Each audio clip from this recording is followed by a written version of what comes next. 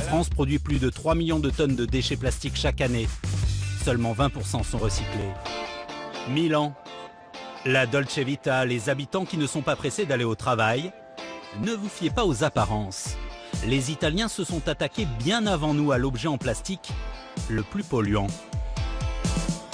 Ici, comme dans tout le reste du pays, les habitants doivent trier leurs déchets organiques, tous les restes des aliments, depuis déjà 10 ans.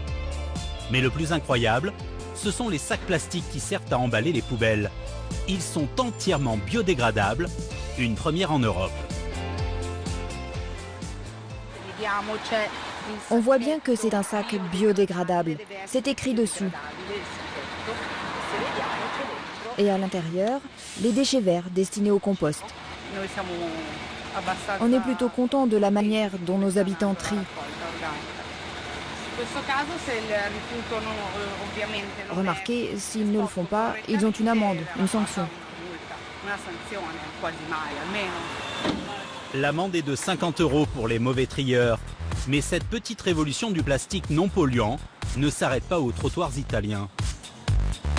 Depuis 5 ans, tous les sacs plastiques dérivés du pétrole ont été bannis des rayons des supermarchés, remplacés par leurs clones biodégradables. 10 centimes le sachet, 3 fois plus cher que chez nous. Et les consommateurs ne s'en offusquent même pas. Ils sont super et résistants. Les sacs plastiques n'existent pratiquement plus en Italie. Ça fait un moment qu'on utilise les sacs bio. La plupart des Italiens ne le savent pas. Mais leurs sacs pour faire les courses sont faits à partir d'une matière première à peine imaginable. De la fleur de chardon. Les chercheurs italiens ont mis plus de 15 ans pour trouver comment transformer cette plante en plastique. Le chardon est très présent en Méditerranée. En Sardaigne, il pousse comme de la mauvaise herbe. Et pour un peu, il serait presque aussi précieux qu'un baril de pétrole aujourd'hui. L'Italie est le seul pays en Europe à avoir réussi à faire voter une loi que nos députés repoussent sans cesse. Dans la banlieue de Milan, un Français se prépare déjà au grand changement. Salut Christophe, comment ça va? Bien, merci. Vous savez, si en Italie, les Italiens ont été convaincus, c'est parce que la loi est passée en Italie et que les Italiens ont pu toucher, ont pu voir ce qu'étaient véritablement des produits biodégradables. Tant qu'on parle qu'on ne touche pas, c'est comme Saint Thomas, mais on n'est toujours pas sûr.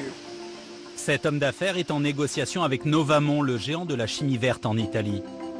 Car d'après les tests, les sacs plastiques en fleurs de chardon seraient aussi solides que ceux faits en pétrole. Ils peuvent supporter plus de 10 kg et leur capacité de résistance est impressionnante. Christophe de Boissoudy les propose tous les jours aux industriels français. Mais pour l'instant, il se heurte à un mur. Il est parfait. Un mur financier. C'est extrêmement difficile de pénétrer un marché lorsqu'on a une nouvelle matière qui arrive avec du mieux, mais qui en plus doit être moins chère. Pourquoi? Parce que comme elle est moins produite, par définition, on n'a pas les échelles pour pouvoir faire en sorte de lisser le coût avec les quantités produites. La France devrait normalement interdire l'utilisation des sacs en plastique polyéthylène le 1er janvier 2016, à moins qu'on ne repousse une nouvelle fois la décision. Nous poursuivons notre enquête dans la banlieue sud de Milan, où la société de Claudio fabrique plus de 25 000 sacs de chardon à l'heure. Si vous voulez un sac bon pour l'environnement et solide, ça coûte un peu plus cher. Mais la qualité, ça coûte de toute façon plus cher. Ici, le prix du sac plus cher, on n'en a pas fait toute une histoire. Ils ont simplement répercuté le coût et tout le monde s'est adapté. Même les machines de Claudio. Au début, c'était un peu difficile d'adapter les machines. Mais au bout de quelques mois à travailler cette matière, on s'est habitué. Aujourd'hui, c'est exactement comme lorsqu'on travaillait le polyéthylène. D'après vous, Claudio, pourquoi les Français n'achètent pas vos sacs plastiques écologiques? Pourquoi en France, vous ne vous y mettez pas? Je suis italien, j'en sais rien. Le changement, c'est toujours difficile à exporter. Et puis nous, on ne se pose pas de questions. C'est tellement commode de toujours travailler la même matière. En France, un sac plastique sur 5 est recyclé. Les autres finissent incinérés ou se perdent dans la nature.